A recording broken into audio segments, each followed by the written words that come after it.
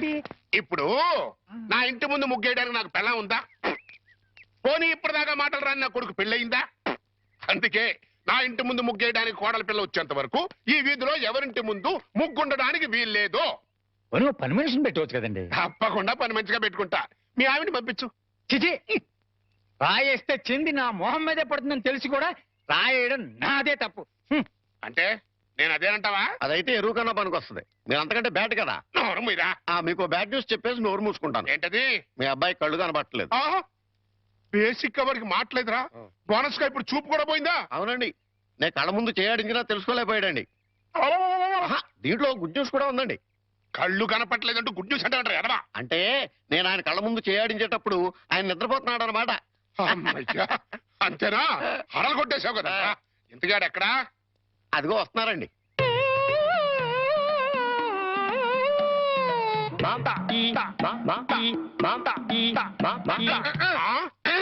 అలాగా.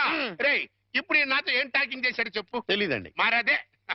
చెవులు ఆగాడు అంటే టిఫిన్ పెట్టించు, మరి బుగ్గగిల్లాడు అంటే కాఫీ గాని టీ గాని ఇప్పించు మరి. ఏమిటో మోగ వెధవ. అందుకే ఈ టచింగ్ భాష. నా టిఫిన్ పెట్టిస్తాను. కాబోయే కోళ్ళు దండం పెట్టుకో. దండం పెట్టుకుంటాను కానండి.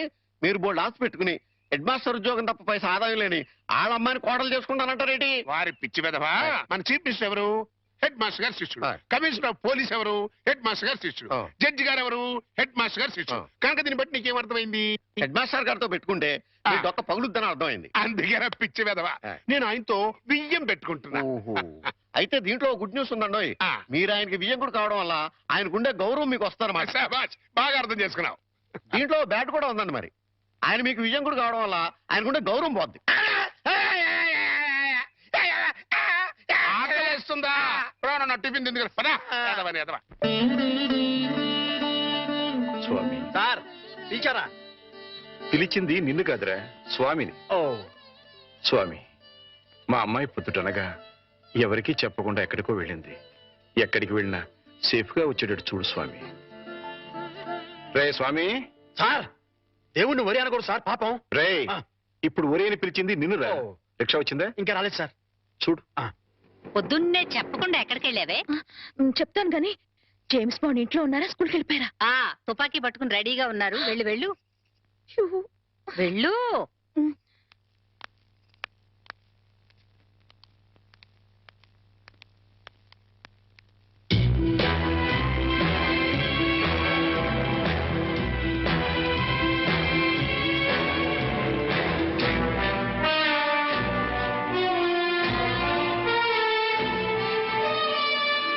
ఎక్కడికి వెళ్ళావమ్మా? తను రమ్మంటే గుడికెళ్ళాను నాన్న. చూడమ్మా, ఆడపిల్ల గుడికి వెళ్ళినా బడికి వెళ్ళినా ఇంట్లో చెప్పి వెళ్ళాలి. అది పద్ధతి.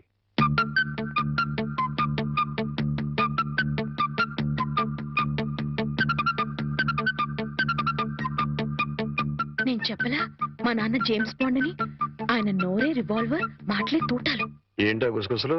మరేం లేదులేండి, మీ ముద్దుల కూతురు మీకు నిక్నేం పెట్టింది. మాస్టర్లకి పిల్లలు నిక్నేం పెట్టడం మామూలేనే. కాకపోతే తండ్రి కూతురు పెట్టడం విశేషం. ఏం పేరు పెట్టే తల్లి? James bond. వాడు జేమ్స్ బాండ్ తెలీదా? భూలోక వీరుడు 007. ఎవరు తప్పు చేసినా రివాల్వర్ తో పిట్టలు కాల్చినట్టు డిషుం డిషుం డిషుం అని కాల్చి పారేస్తాడు. అయితే వాడి నుంచి వాడి ఫ్యాన్ ని. నేను కూడా జేమ్స్ బాండ్ నే. Sir, James Bond. జేమ్స్ బాండా? రిక్షా వచ్చింది. గొడుగు. గొడుగమ్మా. అలాగే.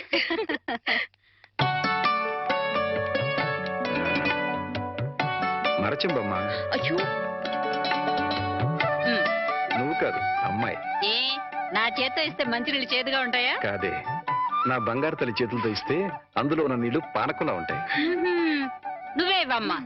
రేపిది అత్తారింటికి వెళ్తే ఎవరిస్తారో చూడాలి. అత్తారింటికి పంపించనే, అల్లుడిని ఇక్కడ తెచ్చుకుంటాను. ఓహో. అమ్మాయి ఎట్లా? జేమ్స్ బాండు ఇలాగే నడుస్తాడా? నువ్వు నవ్వేంటి? ఇంకా కోలుకోలా? కోలుకున్నా స్కూల్గా? లేదు, వచ్చి కోలుకుంటా.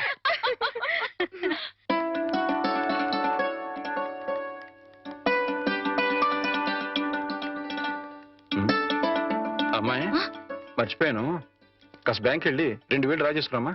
అలాగే నాన్న. ఆ మాత్రం దానికి అమ్మాయి గారు ఎందుకు సార్? నాకెవరిని నేను తీసుకొస్తా. నీకు జీతం ఇస్తుంది ఎవరు? స్కూలు. స్కూల్ పంచి, నా సొంత పని కాదు. పదయ్య. Side please. రాధా, బ్యాంకు దాకా వెళ్ళాలి, నువ్వు కూడా వస్తావా? ఓకే పద.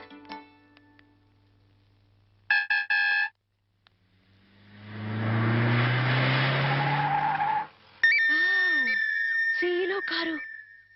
అన్ని కార్లు ఎక్కాను గాని ఈ సీలో కారు ఒక్కటే ఎక్కలేదే. వాణి ఏంటి ఎప్పుడు చూసినా కార్లు పిచ్చి? పిచ్చి కాదే, రిచ్ ఆలోచనలు.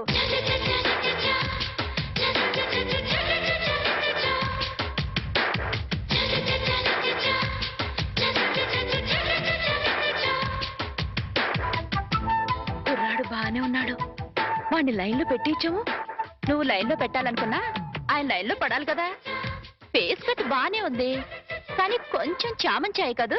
చామంచాయి అయితే ఏమిటి, వాడు కారు తెల్లగా తల తల తల తల్లాడిపోతుంటేను. ఏడ్సేవలే గాని పద.